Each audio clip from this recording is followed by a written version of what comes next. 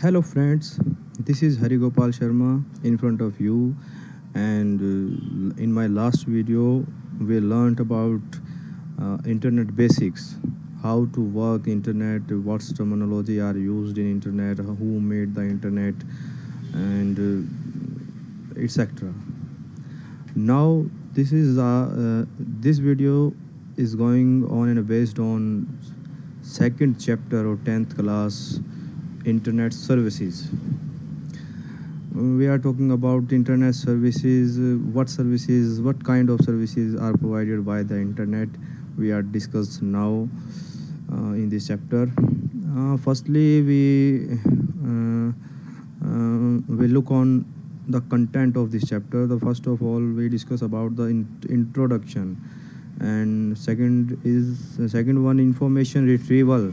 Information retrieval mean how to extract the information from the internet, how to fetch the information from the internet. And the third point is email, electronic mail. I also told about the electronic mail in my internet basic video, but this is the small introduction. But now we will explain and working of the email, electronic mail, how to create a mail, how to create account in any mail hosting service provider like Gmail, Yahoo, etc. And the fourth point is using the search engines. How the search? What is search engine? Search engine, how they work on search engine. Search engines like Google, Yahoo, and the most popular these are. And also we are talking about how to search in search engines, what keyword are used in search engine. And the fifth point is the FTP protocols. I'm also told about the protocols. Protocol is a set of rules which are used by internet to give give the way, by way the all information are travel one hand to another hand. And these protocols are very popular. And now this is the protocol. FTP means file transfer protocol. How to transfer our file one computer to another, yeah, one network to another network. And next is remote login and the file transfer protocol. Remote login means telnet protocol. In this protocol, we are login from the distance from the remote server from the local server. And the seventh point is the web services. Web services, internet services. Web services mean internet services like e-banking, e-learning, e-commerce, e-shoppings, where the internet is used, all the web services. The eighth point is social networking. Social networking means how we connect to the virtual world in like a Facebook and Twitter and WhatsApp, etc. Many more social networking sites which are discussed in this chapter.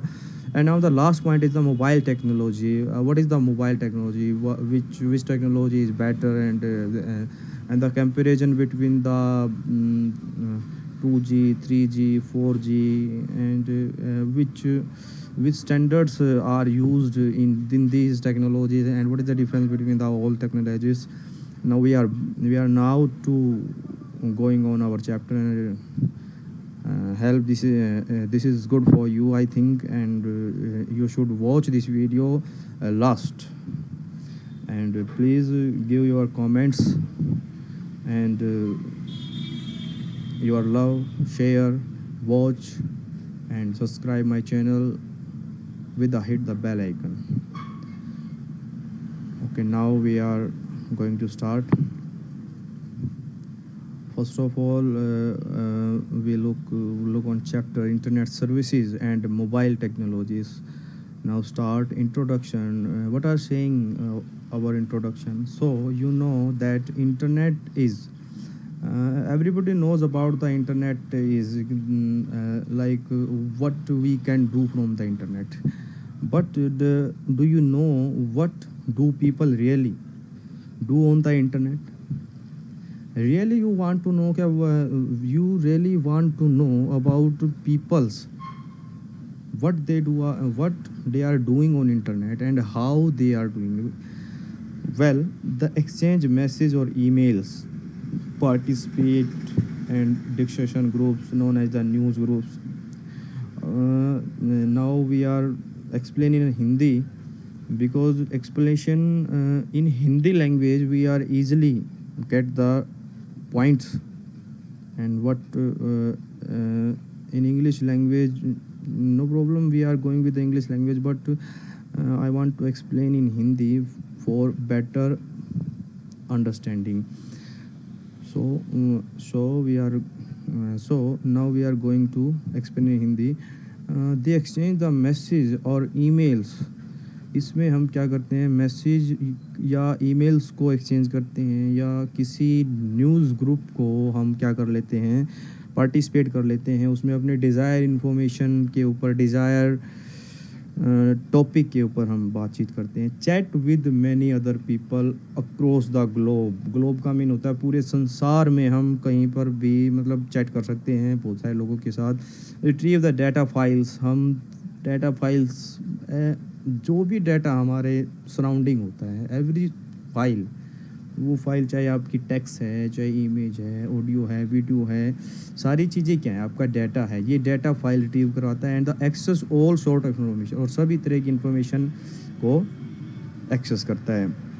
The types of the service available on internet are diverse as the people interested in. Type of services available on internet. Internet के ऊपर जितनी भी services पड़ी हुई हैं उनको लोगों के इंटरेस्ट के हिसाब से डाइवर्स किया गया है. यू कैन रिट्रीव, आप किसी भी इंफॉर्मेशन को निकाल सकते हो जैसी आपको इंफॉर्मेशन चाहिए. Search the desire information. Email your friend, like अगर आपको किसी अपने दोस्त की ईमेल निकालनी है या आप किसी के साथ वीडियो कॉन्फ्रेंसिंग करना चाहते हो, स्टोर कर सकते हो. रिट्रीव फाइल को निकाल सकते हो, फाइल को स्टोर कर सकते हो. Participate in A discussion firm. आप किसी भी फर्म में, कि जैसे एजुकेशनल फर्म है या फिर आपने कोई अपना कोई ग्रुप बना रखा है, वहाँ पार्टिसिपेट कर सकते हो. This chapter is dedicated to the practical application. इस चैप्टर के अंदर प्रैक्टिकल के साथ आपको सारी चीज़ें बता रखी हैं कि हम कैसे इंटरनेट की सर्विसेज का यूज़ करते हैं, कैसे उनके अंदर काम होता है. ये उसमें प्रैक्टिकली बता रखा है. In this chapter you will be learning about the various web services along with the practical guidance.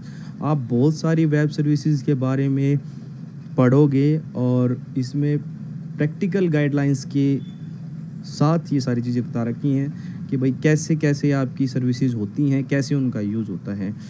Now information retrieval. Information को कैसे निकालते हैं या फिर इंफॉर्मेशन कैसे आती है. After connecting your PC to internet. जब आप अपने कंप्यूटर को इंटरनेट से जोड़ लेते हो, यू आर रेडी, आप तैयार हो किसी भी इंफॉर्मेशन को इंटरनेट से लेने के लिए. बट फॉर दिस, इसके लिए you need an important software. आपको एक सॉफ्टवेयर की ज़रूरत पड़ेगी जिसको हम ब्राउज़र बोलते हैं. ब्राउज़र क्या है बेटा? ब्राउज़र एप्लीकेशन सॉफ्टवेयर है. एप्लीकेशन सॉफ्टवेयर क्यों बोलते हैं इसको? क्योंकि ये बेटा यूज़र के, एंड यूज़र के कंप्यूटर पे चलता है. और हम एप्लीकेशन सॉफ्टवेयर, मैंने सॉफ्टवेयर की बात की थी तब मैंने बताया था एप्लीकेशन सॉफ्टवेयर वो होते हैं जो यूज़र अपनी नीड के अकॉर्डिंग टू यूज़र नीड हम अपने पीसी में, अपने मोबाइल में, अपने स्मार्टफोन में इंस्टॉल करते हैं. कोई भी एप्लीकेशन आप प्ले स्टोर से डाउनलोड करते हो, अपने स्मार्टफोन में उसको एंटर करते हो, ठीक है ना, सॉरी एंटर नहीं, उसको इंस्टॉल करते हो फिर यूज़ करते हो, तो वो क्या है? एप्लीकेशन सॉफ्टवेयर है. लाइक दिस, हमें जिस भी सॉफ्टवेयर की रिक्वायरमेंट होती है, जैसे MS ऑफिस है या फिर अनदर कोई भी सॉफ्टवेयर है, तो हम उसको क्या करते हैं? अपने पीसी में इंस्टॉल कर लेते हैं. इसी तरह से एक ब्राउज़र विंडो साथ में देता है जिसको इंटरनेट एक्सप्लोरर कहते हैं. ये आपका बेटा इंटरनेट एक्सप्लोरर है जो कि साथ में आता है, ये विंडो के साथ आता है. बट ये जैसे गूगल क्रोम हो गया, ओके बेटा, ये आपका मोजिला फायरफॉक्स हो गया. मोजिला फायरफॉक्स देख लो. मोजिला फायरफॉक्स ऐसा होता है ये देखो मोजिला फायरफॉक्स आपका। तो ये क्या है, ये ऐसे हैं कि हमें अकॉर्डिंग टू आवर नीड हम इनको इंस्टॉल करते हैं। ओके बेटा जी, तो आगे क्या लिखा है कि a browser is a program that let you visit the different websites. Browser हमारा वो प्रोग्राम है जो हमें अलग अलग वेबसाइटों के ऊपर जाने के लिए क्या करता है, गाइडलाइन देता है। And display their offering on your computer, और सारी वेबसाइट्स को आपके कंप्यूटर पे शो कराता है। ये देख लीजिए, to visit a site on the internet. मान लो आपने किसी वेबसाइट पे विजिट किया, ये जो स्क्रीनशॉट लगा रखा है बेटा, ये जो स्क्रीनशॉट है, ये स्क्रीनशॉट आपका गूगल क्रोम का है। गूगल क्रोम का है, इसमें इसने किसी साइट को ओपन करके दिखा रखा है। तो फर्स्ट ऑफ ऑल हमें क्या करना पड़ेगा, उस वेबसाइट की यूआरएल डालनी पड़ेगी। You need to supply the address, हमें एड्रेस डालना पड़ेगा ऑफ द साइट, उस साइट का। इन अदर वर्ड्स हम ये कह सकते हैं its URL to the browser. हमें उसकी एड्रेस बार में यूआरएल डालनी पड़ेगी। And you will see your browser fetch the home page, और आप ये देखोगे कि जो आपका ब्राउज़र है वो इंटरनेट से उस वेबसाइट का होम पेज आपके सामने ओपन कर रहा है फ्रॉम द साइट एड्रेस, जो साइट आपने डाली थी वहाँ से। Have the specified in the address bar of your browser, this way you can explore all the site. इसी तरीके से आप सभी की सभी साइट्स को एक्सप्लोर कर सकते हो। Exploring web is generally known as net surfing. बोलते हैं ना कि मैं नेट सर्फ करता हूँ, मैं ब्राउजिंग करता हूँ, मैं ब्राउजिंग करता हूँ। नेट सर्फ एक्चुअली क्या है, नेट सर्फिंग इंटरनेट को सर्फ करना, इंटरनेट को खोल के देखना, उसके अंदर जितनी वेबसाइट हैं, different kind of website exploring is called the net surfing. Now when you specify A URL, जब आप एक यूआरएल डाल देते हो ब्राउज़र के अंदर, which is the web page, जिसके अंदर वेब पेजेस होते हैं, in order for you see the web page the browser make a copy. Browser उसकी क्या करता है, कॉपी बना लेता है आपके कंप्यूटर के अंदर, it on your PC.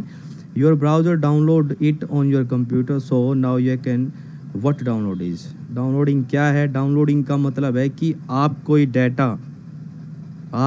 Data बेटा इंटरनेट से अपने कंप्यूटर में सेव कर रहे हो, दैट्स कॉल्ड डाउनलोडिंग। और एक होता है अपलोडिंग। अपलोडिंग का मतलब है कि हम अपने कंप्यूटर सिस्टम से इंटरनेट के ऊपर कोई डाटा पुट कर रहे हैं, डाल रहे हैं, उसको कहते हैं अपलोडिंग। ये डाउनलोडिंग और अपलोडिंग ये दो चीज़ें होती हैं। ये कहाँ होती हैं, ये आपके एफटीपी के अंदर होती हैं। फाइल ट्रांसफ़र प्रोटोकॉल का पार्ट है, जहाँ आपकी दो चीज़ें होती हैं, डाउनलोडिंग होती है, अपलोडिंग होती है। डाउनलोडिंग का means we are copying of some data from internet, and uploading means we are now put the data on internet on particular website like YouTube, Gmail, etc. Some interesting site to visit, ये कुछ site बता रखी हैं, ये इन पे आप जाके visit कर सकते हो, देख सकते हो। जैसे कि सबसे पहले इसने बताया bbc.co.uk, ये कोई एजुकेशन लेवल की वेबसाइट है। Student can find the resources of the various subject, यहाँ पर आप अलग अलग सब्जेक्ट के कोर्सेज देख सकते हो। coacademic.com है smart site, give the teens hands on experience with the coding, very popular among coding fans. जो कंप्यूटर की कोडिंग करते हैं, सॉफ्टवेयर की कोडिंग करते हैं, या जिनको प्रोग्राम बनाने के लिए, मतलब जिनको को प्रोग्राम बनाना अच्छा लगता है कि हाउ ए सिस्टम वर्क, कोई सिस्टम कैसे काम करता है उसको देखना चाहता है। जैसे हमारे सामने सॉफ्टवेयर वर्क कर रहे हैं तो हमें पता होना चाहिए कि सॉफ्टवेयर कैसे वर्क करते हैं। तो कुछ बंदों की इंटरेस्ट होता है कोड में, तो उसके लिए ये वेबसाइट बता रखी है कि जिसका जो कोडिंग का फ़ैन है, जो कोडिंग करना चाहता है, तो उसके लिए वेबसाइट है, आप यहाँ जाइए। ये भी इंटरेस्टिंग है, यहाँ से आपको बहुत सारी चीज़ें मिल जाएंगी। उसके बाद है thimble Mozilla fantastic online editor teacher kit to write the web. यहाँ पर आपको वेब से रिलेटेड बहुत सारी टीचर्स बच्चों के बीच की बातें यहाँ पर मिल जाएंगी, बहुत सारे एडिटर हैं। discovery.com, ये आपके cable TV discovery channel, you already know what great source it is for the nature and science program among others. Tune in the discovery side for the same great information. उसके बाद है www.nationalgeographic.com। जैसा नाम है वैसा काम है, geographical के बारे में बच्चे यहाँ से नॉलेज ले सकते हैं। तो कुछ इंटरेस्टिंग वेबसाइट्स के नाम दे रखे हैं और साथ में की डिस्क्रिप्शन दे रखी हैं। अगर आप चाहो तो पर्सनली जाके देख सकते हो, कोई प्रॉब्लम नहीं है। उसके बाद है ईमेल, इलेक्ट्रॉनिक मेल। ये बहुत अच्छा कॉन्सेप्ट है। दिस इज़ द ग्रेट, मतलब वेरी फाइन कॉन्सेप्ट। मतलब मैं ये कहना चाहता हूँ कि ईमेल ऐसा कॉन्सेप्ट है कि आज के टाइम में नीड है इस चीज़ की कि हमें ईमेल, एटलीस्ट ईमेल भेजना तो आना चाहिए, कम से कम ईमेल भेजना तो आना चाहिए। तो ईमेल का मतलब क्या होता है? Email stand for electronic mail. मतलब इंटरनेट के ऊपर एक टूल है इलेक्ट्रॉनिक मेल, जिसका यूज़ करके हम अपने मैसेज को रिटर्न करते हैं, सेंड करते हैं, या फिर कोई अनदर हमारे पास भेजता है उसका हम रिसीव करते हैं। तो ये ईमेल है। ईमेल एक प्लेटफॉर्म है, एक टूल है जिसके ऊपर हम अपना अकाउंट एक्सेस करते हैं। वो अकाउंट हो सकता है आपका जीमेल के ऊपर हो सकता है आपका याहू के ऊपर हो सकता है आपका वन ड्राइव पे हो। मतलब this is the different thing कि which account you have. But email electronic mail, I have told you, email electronic mail is a tool which are used to send a message from one computer to another and receive the messages same vice versa.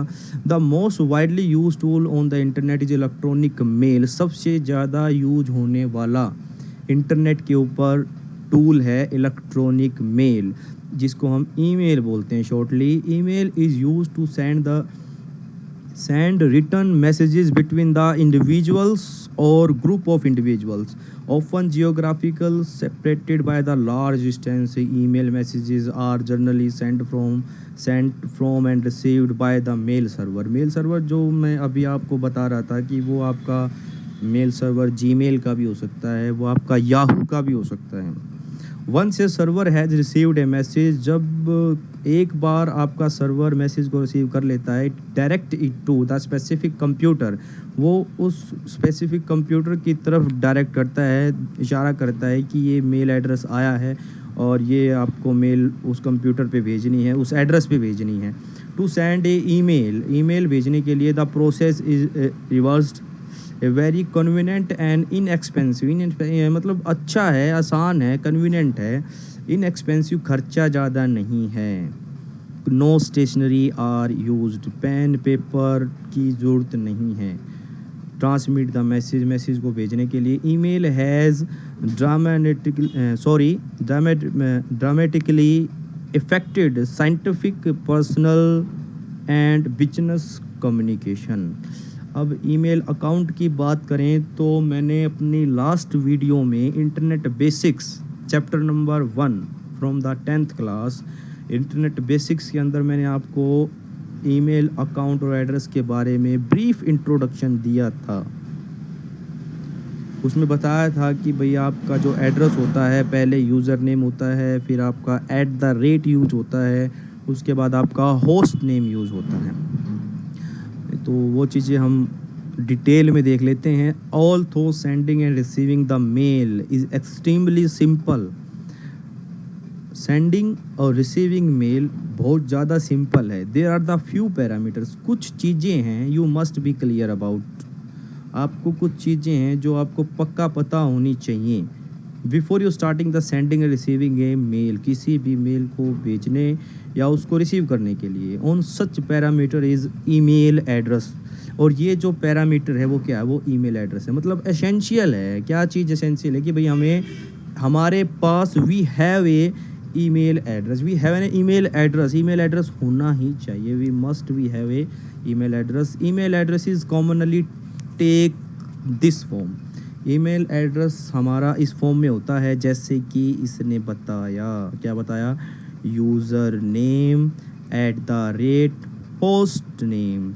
User name हमारा नाम, @ वो symbol जो connectivity के लिए use होता है। Host name किसके ऊपर हमने अपनी मेल बना रखी है, Gmail, Yahoo and another one. Here are the number of the typical email addresses well most देखो जैसे इसने बता रखा है हॉटमेल के ऊपर india.com net.in के ऊपर ये बहुत सारी ईमेल एड्रेसेस हैं जो बता रखे हैं इसने। एडवांटेज क्या कहते हैं ईमेल के एडवांटेज क्या हैं? लो कॉस्ट सबसे बड़ा एडवांटेज है, हमें पैसा खर्च नहीं होता, बस इंटरनेट कनेक्शन होना चाहिए, आपके पास एक कंप्यूटर होना चाहिए, मेल आईडी होनी चाहिए, मेल आईडी होनी चाहिए आपकी अपनी होनी चाहिए, और जिसके पास आप मैसेज भेज रहे हो उसकी मेल आईडी होनी चाहिए। स्पीड तो बहुत ज़्यादा स्पीड होती है इसमें, मतलब आप सेकंडों में आपका मैसेज यहाँ से आपने सेंड पे क्लिक किया, वहाँ सामने वाले कंप्यूटर पे नोटिफिकेशन का आइकन टन। वेस्ट रिडक्शन, वेस्ट तो है ही नहीं। पेपर पे अगर आप कुछ लिख के किसी को कुछ भेज रहे हो तो हो सकता है उसमें कटिंग हो जाए, हो सकता है कि लिखने के बाद आपको दोबारा से फेयरली कोई चीज़ बनानी पड़े, मे भी पॉसिबिलिटी है, तो वेस्ट रिडक्शन है। ईजी ऑफ यूज़, आसान तरीका है यूज़ करने का, इसमें कुछ नहीं करना। हमारे पास एक कंप्यूटर होना चाहिए, we should have a computer with internet and now we are going to web browser, open the Gmail. अगर हमारा जीमेल के ऊपर अकाउंट है तो हम जीमेल को ओपन करेंगे, वहाँ हमारे पास एक वैलिड मेल एड्रेस होना चाहिए, वो डालेंगे तो आसान है, कोई दिक्कत कोई परेशानी नहीं है। रिकॉर्ड मेंटेनेंस, जितनी भी मेल्स आप भेज रहे हो या आपने ली हैं, मतलब आपके पास आई हैं, रिसीव की हैं या आपने सेंड की हैं, तो उनका रिकॉर्ड आपके पास होता है। जितनी भी मेल आप भेजोगे वो सेंट बॉक्स में जाएंगे, जितनी भी मेल आप रिसीव करोगे वो इनबॉक्स में आएंगी। एंड पेशेंस, तो बहुत ये फैक्टर हैं जो एडवांटेज की तरफ जाते हैं। लिमिटेशन क्या कह रही है? लिमिटेशन है hardware requirement, this is the factor, this is the factor, this is the fact. आप ये कह सकते हो कि ये तो होना ही होना चाहिए। हार्डवेयर रिक्वायरमेंट है, कंप्यूटर सिस्टम होना चाहिए, computer system in the sense laptop हो, स्मार्टफोन हो, मतलब हार्डवेयर रिक्वायरमेंट है। Implemented a hasty medium hard to convey emotion, ये बिल्कुल सही बात है। हेस्टी मीडियम का मतलब क्या है कि हम ये कह सकते हैं कि थोड़ा सा हो सकता है कि जो बिल्कुल किसी को कुछ भी ना पता हो सकता है उसके लिए थोड़ी परेशानी हो जाए। Hard to convey emotions, emotions का मतलब क्या है कि कोई बंदा किसी को लेटर लिख रहा है अपनी वोन राइटिंग में, तो थोड़ी सी फीलिंग्स आती है, यार उसने तो अपने हाथ से लेटर लिखा है, मतलब उसके शब्द इमोशन कहीं ना कहीं आते हैं। लेकिन इसमें क्या है, मैं लिखूं, आप लिखो, थर्ड पर्सन लिखे, किसी ने भी टाइप किया हो, नो मैटर, वो टाइपिंग है, जस्ट टाइपिंग। सामने वाले के पास लिखा हुआ जाएगा, उसको नहीं पता कि ये हरिगोपाल ने लिखा है, ये राम ने लिखा है, ये श्याम ने लिखा है, ये मोहन ने लिखा है, किसने लिखा है, नो मैटर। तो hard to convey emotion, emotion नहीं यूज हो सकते इसमें। तो आगे क्या है कि क्या होता है, here you see the before character at the rate, pronounce at या at the rate of. Email account holder, जिसके पास भी ईमेल अकाउंट है वो उसका नाम आएगा, name appears and after eight the rate name of the server appear. अभी मैं यही कह रहा था कि सबसे पहले आपका नाम आएगा, यूज़र नेम, उसके बाद एट द रेट सिंबल आएगा, जो सिंबल आप, वो सिंबल मैंने आपको पहले बताया था, उस सिंबल का एक ही काम है, वो कनेक्टिविटी देता है आपके अकाउंट को विद द सर्वर, जिसको हम होस्ट बोलते हैं। Server appear which host this email addresses in the net name, sorry that is in address, जैसे इसने कोई एड्रेस बता रखा है, in the net name of use infomet.com is the name of the server hosting, जो कि mail भेजने की सर्विस प्रोवाइड कर रहा है, उसका नाम है infomet.com। उससे पहले जो नाम लिखा है wada.sachin या जो भी है, ये क्या है, यूज़र नेम है, user name at the rate infomeet.com, ये होस्ट है, ये वेब सर्वर है जो आपको मेल की फैसिलिटी दे रहा है। सिमिलरली इन ईमेल आईडी की बात करें तो पहले यूज़र नेम आ गया है, जैसे ये आ गया पास का, एट द रेट सिंबल का यूज़ हो रहा है, एट द रेट, फिर उसके बाद hotmail.com, ये क्या है, ये होस्ट है ये। Okay, now user name on the left side @ separator is the user name. जो @ लगाया जाता है वो यूज़र नेम को होस्ट नेम से अलग करता है। अलग का मतलब जो आप ये कहोगे सर अभी तो आप कह रहे थे कि ये जोड़ता है, अभी कह रहे हो आप अलग करता है।